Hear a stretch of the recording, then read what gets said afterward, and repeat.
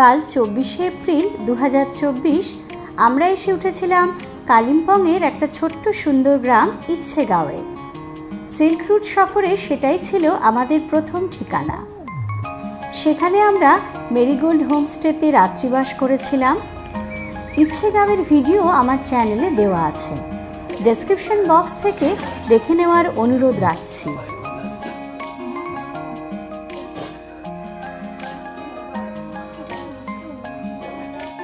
পরের দিন সকালে অর্থাৎ 25শে এপ্রিল ব্রেকফাস্ট করে হোমস্টে থেকে চেক আউট করে আমরা বেরিয়ে পড়লাম। আজ আমরা পশ্চিমবঙ্গ ছেড়ে ঢুকে যাব সিকিমে।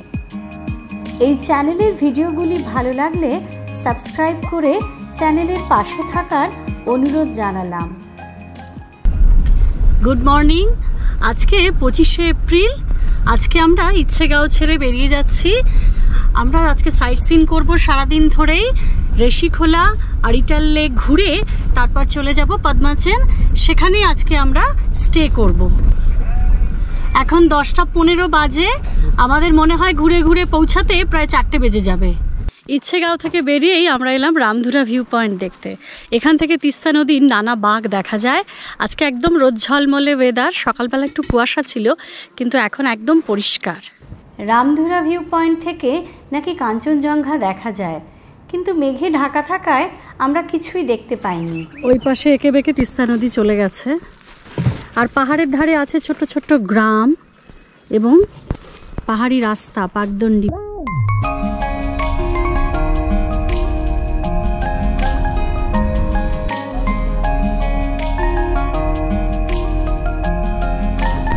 পেডংয়ের ওপর দিয়ে যাচ্ছি।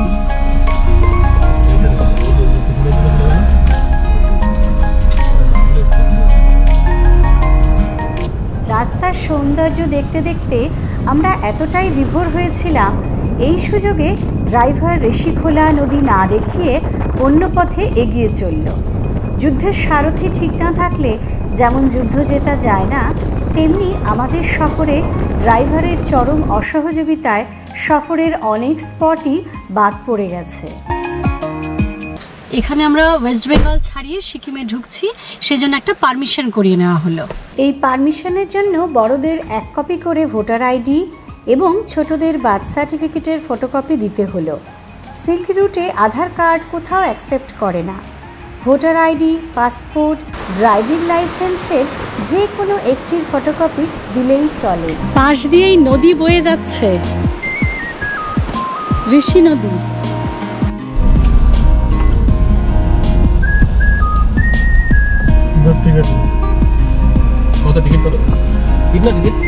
কত করে ticket? 90 total per head? Total per head 30 টাকা করে টিকিট লাগলো।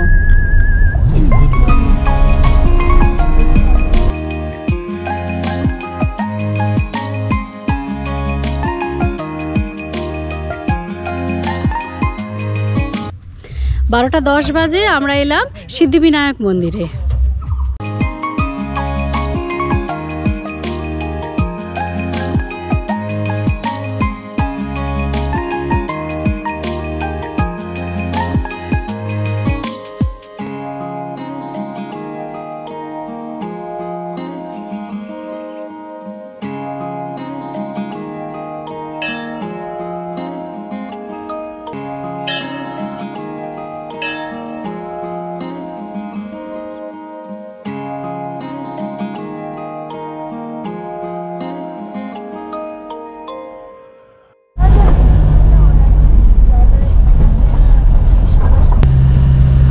আরিটাল যাওয়ার রাস্তা ধরে এগোচ্ছি।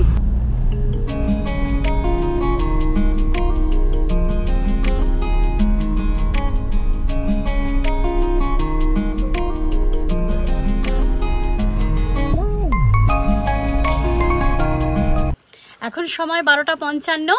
আমরা এখন মাঙ্কি ভিউ পয়েন্ট দেখতে যাব।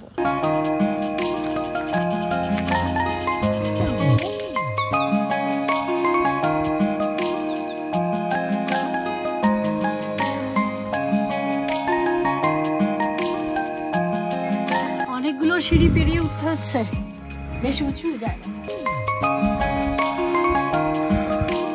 এখানে এন্ট্রি ফি 10 টাকা। এইখান থেকে আরিটাল লেক বেশ ভালোভাবেই দেখা যাচ্ছে। এই যে এইখানে সবুজ জল পুরো।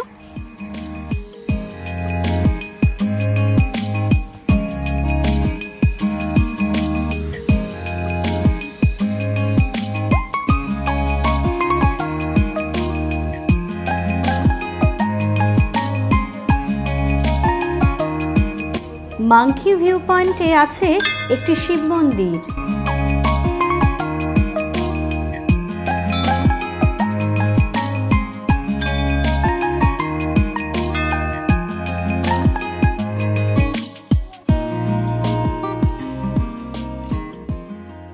মাঙ্কি ভিউ পয়েন্ট থেকে আমরা উপর থেকে আরিটাল লেক দেখলাম। এবার আমরা আরিটাল লেকে যাচ্ছি। পথেই পড়ল একটি নির্মীয়মান মনেস্ট্রি। আশা করি অল্প কিছু দিনের মধ্যেই এটি চালু হয়ে যাবে।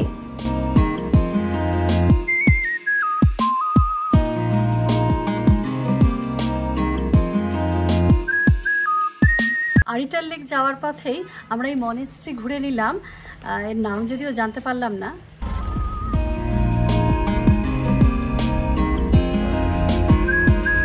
এখন 1:34 বাজে। আমরা এলাম আরিটাল লেকে। এই লেকটা আমরা এখন পুরো ঘুরে দেখব। আর এন্ট্রি ফি লেগেছে 10 টাকা করে, আর ভেহিকেলের জন্য অর্থাৎ 4 চাকার জন্য 20 টাকা নিল।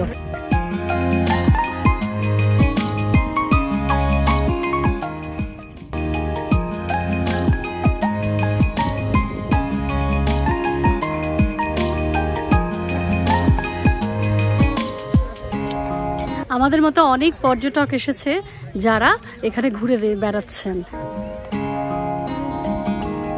এটা একটা প্রাকৃতিক লেক।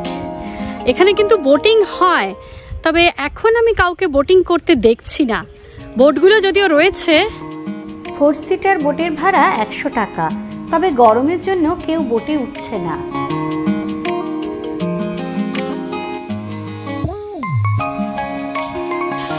লেকের পেছন দিকগুলোয় কিন্তু রয়েছে বিরাট পাইনের বন। আমরা কয়েক বছর আগে এখানে এসেছিলাম, সম্ভবত বছর 5 আগে।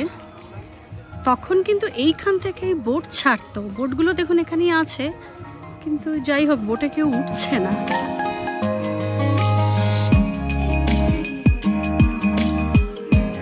এই আরিটাল লেকের পাশেই আমরা এখানে খেয়ে নিচ্ছি ম্যাগি আর মোমো।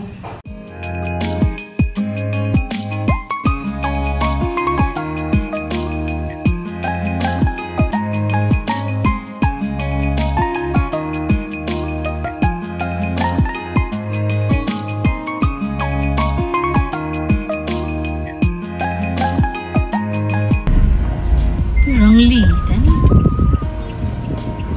জমজমাট শহর। এই রংলি থেকে সিল্ক রুটের পারমিট করানো হবে।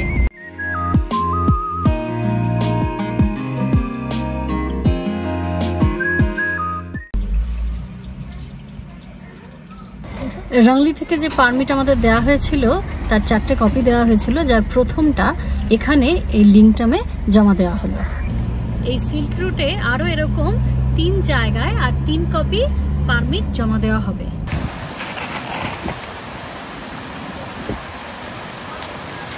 লিংটাম ছাড়িয়েই আমরা এলাম কিউখোলা ফলস দেখতে। এখন গ্রীষ্মকাল, তাই ঝর্ণার জল কম, তবে বর্ষাকালে এই ঝর্ণার রূপ কিন্তু অনন্য।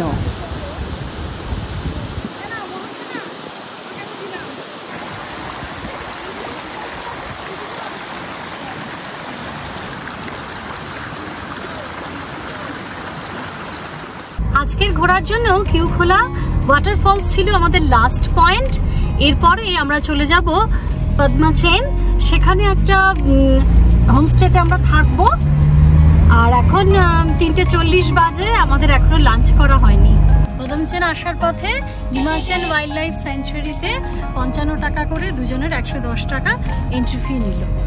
বিকেল 4:05 এসে পৌঁছালাম ভিলেটলা হোমস্টেতে।